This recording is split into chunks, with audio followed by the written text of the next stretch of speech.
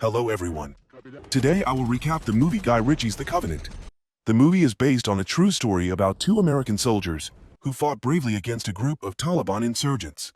They not only had to protect their families, but also had to fight non-stop. While they survived this pursuit, please follow along. In 2018, in the context of the war in Afghanistan, an explosion occurred while the U.S. military was checking passers-by at a patrol post. The explosion took the life of an interpreter. After the incident, Sergeant John Kinley, the person in charge of the team, needed to find a new interpreter to continue the mission. He was introduced to Ahmed Abdullah, an Afghan soldier who was fluent in 4 languages and had excellent mechanical repair skills. Ahmed had just lost his son to the Taliban, so he also needed a job to support his family. Soon, John's team received a new mission. This time they were going to a village to search every house, because they suspected it was a Taliban weapons cache. Before entering, Ahmed warned John that there would be nothing inside, and that he should check the intelligence. However, John did not believe the warning. When they entered, there was really nothing inside but drug addicts. Then, they received intelligence about another location. John immediately led the team there, but found only a deserted field, without even rats, let alone terrorists. It seemed that they had been fooled twice in a row. After returning to base, John informed his boss about the unreliable intelligence. However, John later received a profile of a suspect with 3 generations of terrorists. He went to Ahmed to help identify the identity and quickly recognized a familiar face. That night, they disguised themselves and went to a market, quickly finding the person in the photo.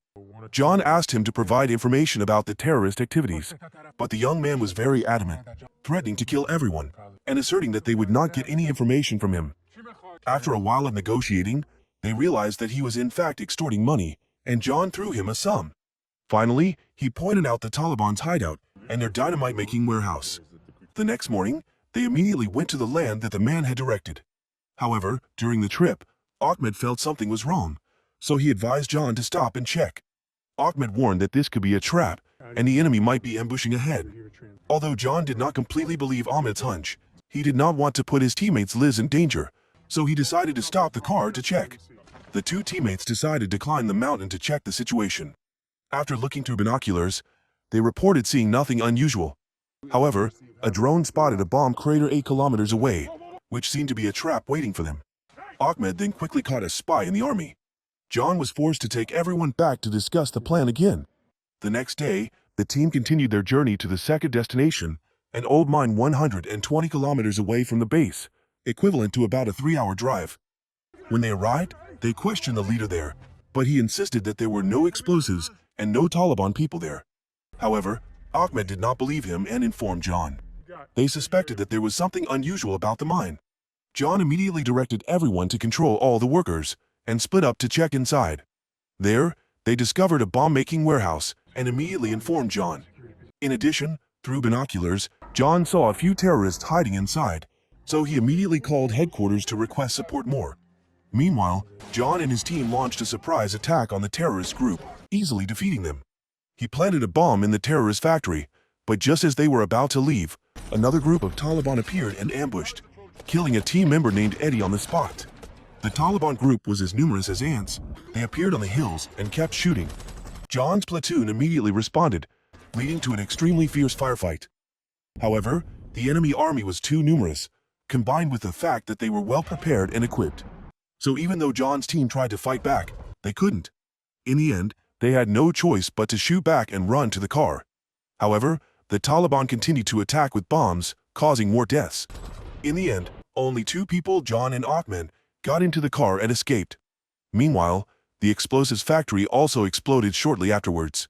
While fleeing, Ahmed repeatedly called the headquarters for help but could not reach them. The Taliban suffered heavy losses, became angry and lost control, and continuously chased them. Finally, one of them shot out Ahmed's tire, forcing the 2 to get out and run into the forest.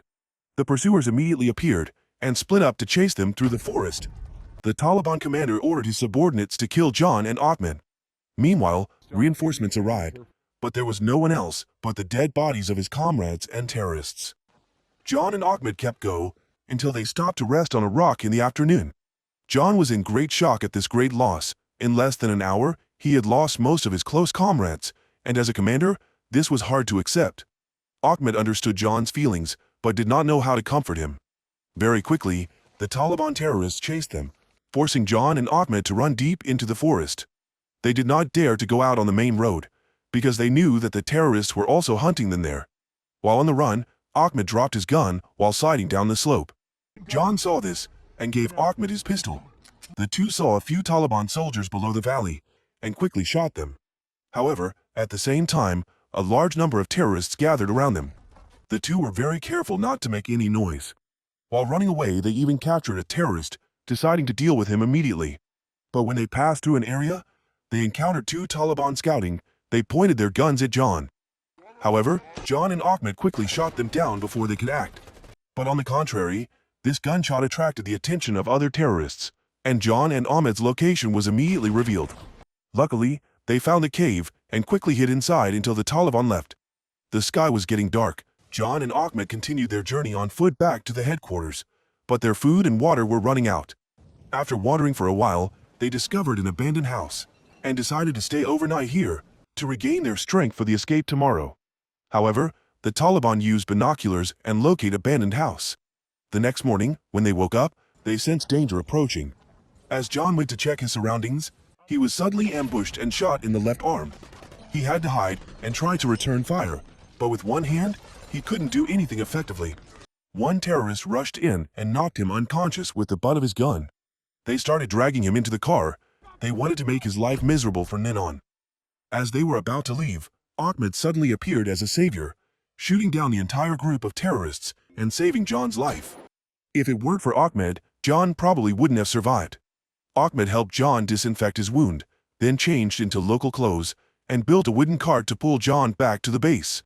He went continuously day and night, finding his way and taking care of John. During the trip, Ahmed is always wary of Taliban terrorists. The main roads were occupied by terrorists, so they were forced to go through mountain trails, making things more difficult. However, those challenges did not discourage Ahmed. In the end, the two of them found a way to escape. Ahmed used the money he had to buy a used car, thought that he and John would return smoothly. However, on the way, he encountered terrorists. They asked for a ride, and Ahmed was forced to agree. Fortunately, they didn't discover John lying in the car, otherwise both of them would be in danger. Finally, Ahmed found a group of nomads and asked them for some food and painkillers for his injured friend, John. A man from the nomad group came to check on and said that they also had a grudge against the terrorists, so they enthusiastically helped Ahmed and John.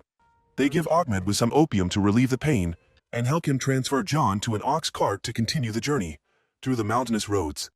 To avoid being detected by the Taliban, Ahmed and John had to move day and night. However, John's wound showed no signs of recovery, so Ahmed had to do everything by himself. His will must be said to be extremely high. Day after day, he persistently pushed John to find his way back to base.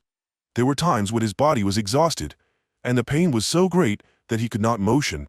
He fell into despair and cried, but he quickly regained his spirit to continue the challenging journey.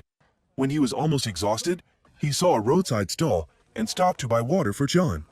Unfortunately, the terrorists also stopped there. One of them found John lying on the cart, but Ahmed quickly shot him down. Finally, they were lucky when the reinforcements found Ahmed. They recognized Sergeant John and quickly brought both of them back. John received timely medical care, survived, and was brought back to his family in the U.S. to recuperate. Because he was in a coma during the escape, John did not remember the details of the incident, but he knew that Ahmed was the one who saved him. One day, a friend came to visit John. At this time, John learned that, like other interpreters, the government had promised to issue immigration papers and help them leave Afghanistan when they completed their mission. However, in reality, they did nothing, and Ahmed's family was in the same situation. Currently, Ahmed's family is being hunted by terrorists. Ahmed leading John, an American, on foot for 120 kilometers through Taliban territory without being captured was a huge humiliation for them. The Taliban leader put a high price on Ahmed's life. So, Ahmed's family had to flee everywhere, living in fear every day. John was worried about the life of Ahmed, the man who had saved his life. He immediately contacted many places to ask for help for Ahmed, but got no positive results. More than a month later, John still received only vague answers from the government. When he called the army to ask them to protect Ahmed's family, they informed him that the process would take about 9 months. John was angry that Ahmed could not wait any longer. In the following days, he lived in constant anxiety and sadness for not being able to help Ahmed. He remembered how hard Ahmed had worked to save him, and felt that he should have been the one to die. Thinking of his benefactor facing danger, John could not rest easy. John's wife realized that her husband had suffered a lot and was worried. She advised John to do what he felt was right.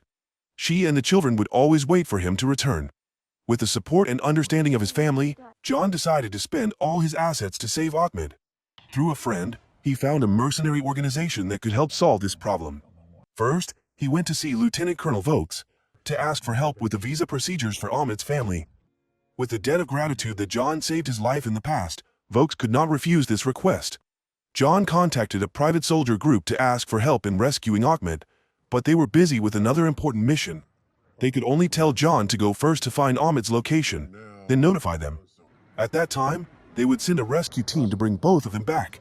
Unable to wait any longer, John agreed and set off for Afghanistan. However, if he appeared under the name of American soldiers to search Ahmed, he might be discovered by the Taliban. Therefore, John was given a new identity, so that he could secretly search for Ahmed as an ordinary citizen. Meanwhile, Ahmed was having a hard time. He and his family had to run away everywhere, but they're constantly found by terrorists, for they had placed a very high reward for his capture. Every time they were discovered, Ahmed could only fight and continue to run away. However, if keep running away like that, it's not the best policy. Without protection from the US government, they would eventually be discovered. On this side, John found Ahmed's brother Ali. Ali, understanding that John really wanted to help Ahmed, agreed to take John to Ahmed's family's hideout. They had to pass through several Taliban checkpoints to get there. At one checkpoint, they spotted John, forcing him to open fire in self-defense. However, John did not expect that. A terrorist had observed him on call to report to his superior. The terrorist then stealthily tracked John. Finally, John found Ahmed in a village. He called the Parker mercenaries to report his location, and they arranged to meet in 2 hours at a nearby dam. Parker would send a helicopter to rescue the two. When they met, John and Ahmed happily reminisced about old times. John thanked Ahmed and said he would take Ahmed and family away immediately. Everyone quickly packed up their belongings to prepare to leave. No one expected that the terrorist from earlier was outside, and had informed his leader. Immediately, he sent a large number of terrorists to attack the village. When they saw John's car leaving, they immediately chased John's car. John and Ahmed hid in the car, constantly shooting at them, causing several cars to flip over and temporarily blocking their progress. He quickly planted bombs in the trunk of the car, using it as a barrier. Then, John and Ahmed ran into the tunnel, trapping the terrorists. However, the terrorists were already lying in ambush on the other side of the bridge, and as soon as John and Ahmed showed their heads, will be shot immediately. The two men were shaking but still hit their targets.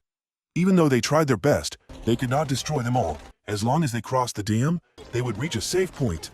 John and Ahmed kept shooting, but the enemy still came like ants. Finally, after a long period of shooting, their guns ran out of bullets, while the enemy continued to attack. The situation became desperate, and everyone could only wait for death. However, fortunately, a fighter plane suddenly appeared in the sky. It continuously fired at the terrorists, causing them to fall like straw. Everyone immediately continued to attack, and wiped out the terrorists until their bodies were scattered all around. A relief vehicle also quickly arrived, timely get everyone out of there. John had obtained a visa for Ahmed, and now the whole family could board the plane with John to leave this dangerous place. This was a worthy reward for Ahmed's courage and loyalty. If you find it interesting, please give me a like and a comment about your feelings about this movie. Especially, please subscribe to the channel to follow my movie recap. See you again, my dear friends.